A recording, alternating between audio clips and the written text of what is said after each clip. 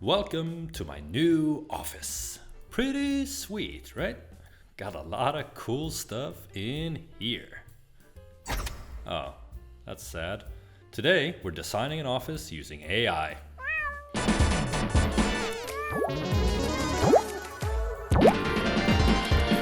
Perfect. Welcome to YouTube. Thank you. So you are not an animator, Nope. visual effects aficionado, Nope.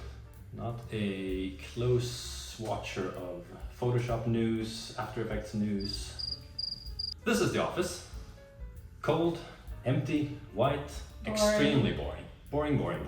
And we'll spice things up with this super cool new feature called Generative Fill. Oh, let's start on the wall behind you. Wall behind me. What do we want to do? Think of A roller coaster. anything you want to put into this. A office. roller coaster. A roller coaster. So Yeah. I'm gonna go ahead and maybe not put it on the wall. I'm just gonna select this whole area and say somewhere in this area we want to put a roller coaster. So we'll select that area just using the lasso tool, and then I'll go ahead and go up to the edit menu and go to this new option called Generative Fill. So this is a magic little box that you can put in anything, and then we'll see what happens. A real one. Like the really scary one that I don't want to ride. Really scary, large roller coaster. And just like anything AI, we click generate, we hope for the best, and we wait a little bit. Drum roll. It's gonna be a long drum roll. Okay, very long.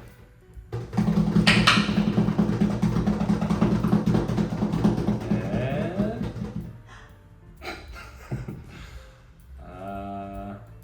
Okay. I don't know what that is, but what we do have down here in the properties panel, we have our prompt that we put in here, but we also have three options. So the first one, kind of weird. Try another one. Ah. That does look a bit more like a roller coaster. We'll try a third one. Some sort That's of so crazy. I don't know. weird sci-fi machine. Imagination. I know. And you know what I was going to say. Okay. A giraffe. A giraffe. Happy. Something like my tattoo, maybe. Show it to the camera. A big, happy, colorful cartoon giraffe. We'll try. That is a giraffe. Yay! That is a giraffe. That's so cute. Let's see, there's three more that look like they will be okay. So we'll select, that's number one. Number two, also giraffe. Number three, ooh, a cool, colorful giraffe. Yeah. A monkey riding on the back of a giraffe. Don't know if you need to put in all that information or just a monkey will be enough. We'll try.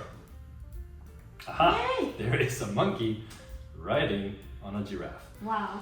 And you can see that the magic of the Photoshop AI actually does blend it into the giraffe. And the big cool thing about working in Photoshop compared to Midjourney or any other online AI tool is that you have a lot of creative control over the layers here.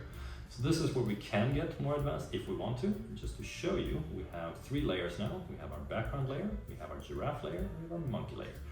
These layers have a mask to them. Because it is in Photoshop, we can apply all the different tools that we're used to working with in Photoshop on this stuff. So I can do a quick Command N to just pull up the curves. And that means that I can easily change the colors, something that really isn't possible to do in all of the various online creators, because they just give you an image and you're left with just a big mess of pixels that created that image.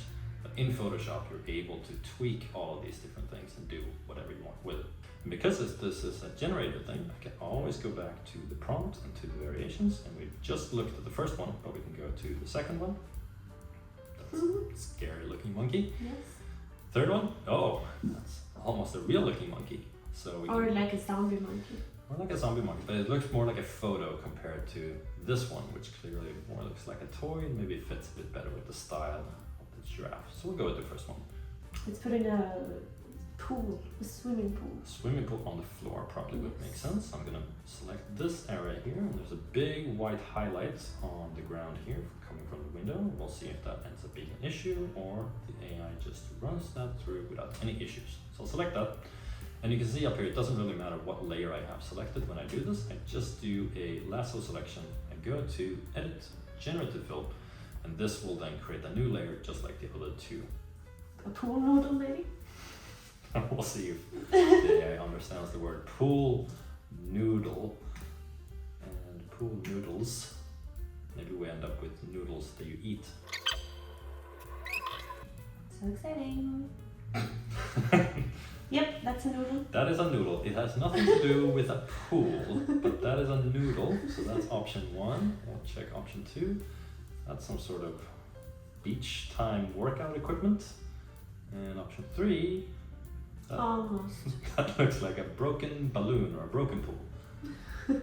A pool. Let's just go with that and see. Maybe simpler is better. We will see.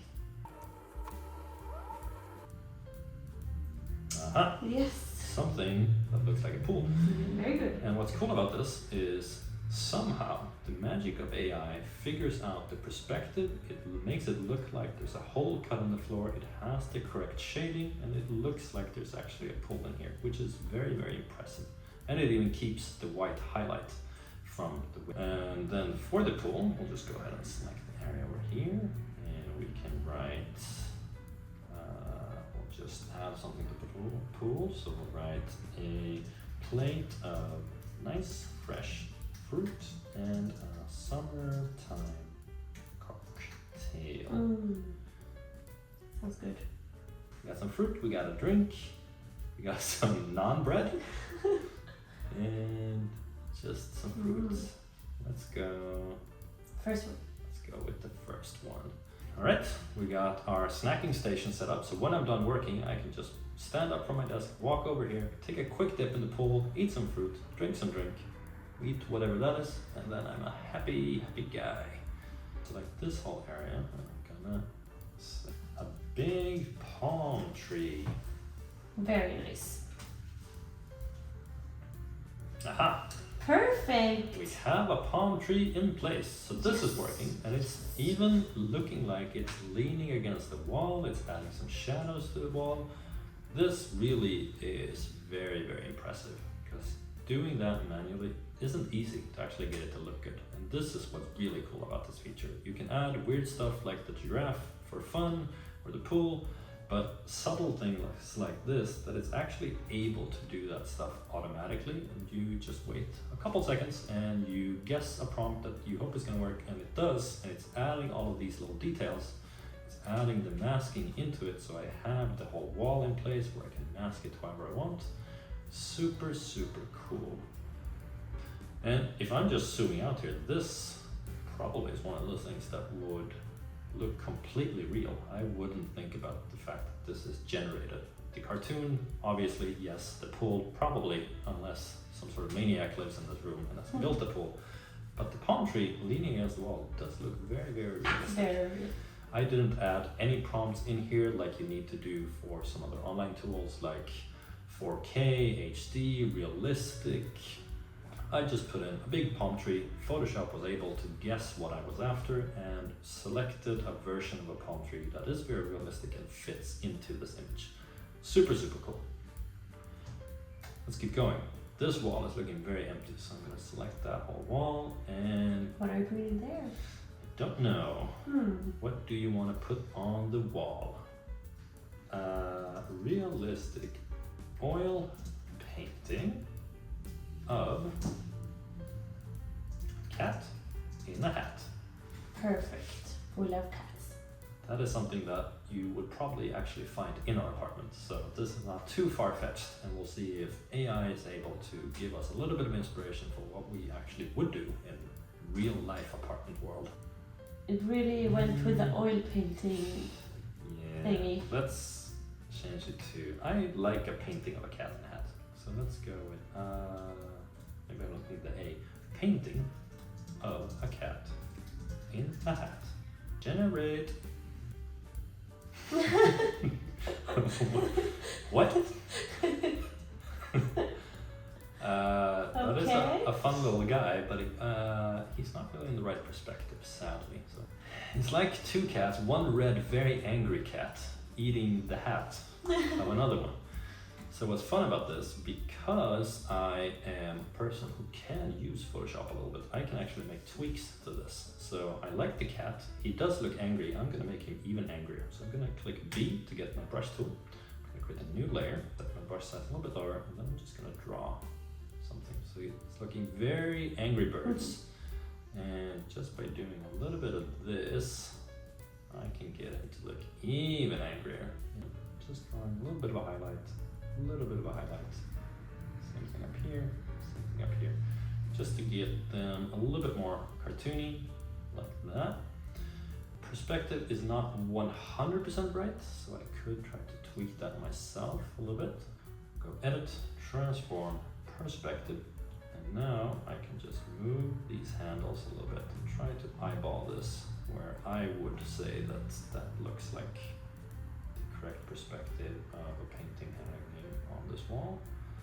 Go to Edit, Transform, and Warp.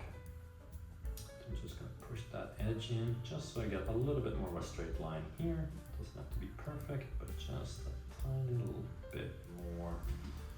And we'll just write a super high-tech computer from the future. Nice. That's even more high-tech. Wow. Look at that. So this may end up being an annoying part later on because it is removing the current computer screen and then it's sort of warping my own hand. So we'll keep this supercomputer for now, but maybe I want to add something strategically here that just covers up my hand. Yes. That is a massive Perfect. cup of tea. We'll look at the others just for fun. Nah. It's putting it on the computer, that's pretty cool. But it is looking weird and warpy, so we'll go with the first one, which, well, technically it does sort of delete the computer, but whatever.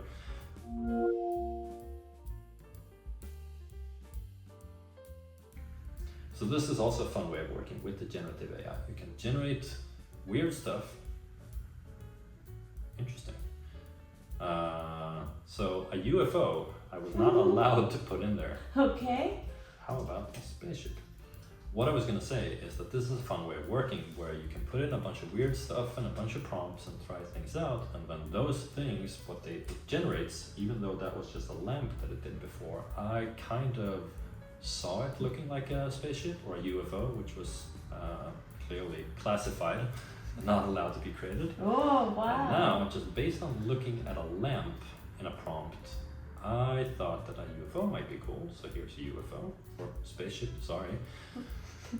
So I have my spaceship in place, and maybe I want to animate this guy in After Effects. I clearly don't want to have all the window stuff and that included into my layer. It's very nice that it's doing it in a Photoshop level, because that means that it's able to blend it into the background, just like we were doing with the Palmtree before. But if I want to animate this guy, I don't want to have the background in there. What I'll do is I'll just create a new layer, I'll select both of those, press Command E to merge.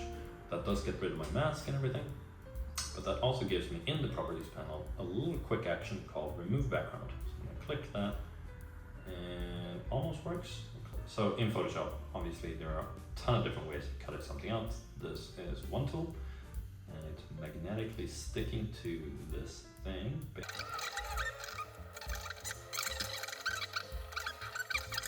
Or Alt Backspace, and there we go. Now I have my spaceship on its own layer. I can turn on the background.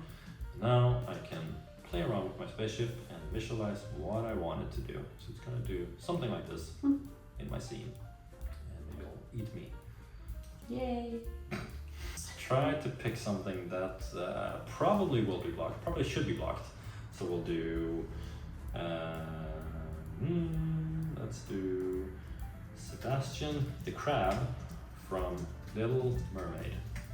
That's a good one. Disney love when you do stuff with their IP. That is him dead. Pretty inspired by the giraffe or something, that first one with the pattern.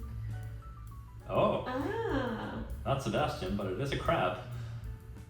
Yeah, why not? we'll go with that. Statue of a little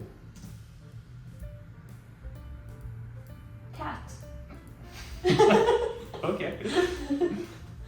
Maybe it will be tiny now, I don't know. I don't know. Oh, Wow. this is cool. It's actually sitting on that edge. That's a really good idea. We should do that. We should do that. Oh, that's a cool one as well. Let's go with the golden one. That's really cool. That tiny little edge, which is not something you can really sit on in a room, is able to pick that up and say, this is where we're going to put in a cat. That is cool. Now, at this point, sadly, the camera pointing at us died, so we no longer have that view, but we're still going through and doing the same old process here. So we're using the lasso tool, picking a part of the screen, making up some sort of prompt, trying it out. Most of the time not quite working the way that you would like it to, but this whole thing is pretty cool workflow. And like people tend to say, this is the worst it's ever gonna be. The whole technology is constantly improving, and it's gonna be really, really cool to see this whole thing developing. And that's it for this one. Old boring office, new super cool AI generated office. Old boring office, new super, oh yeah, this is the real one. But I hope you enjoyed the tutorial, and make sure you stick around for the next one as well, where we're going to be looking at how to get that whole thing from Photoshop into motion in After Effects.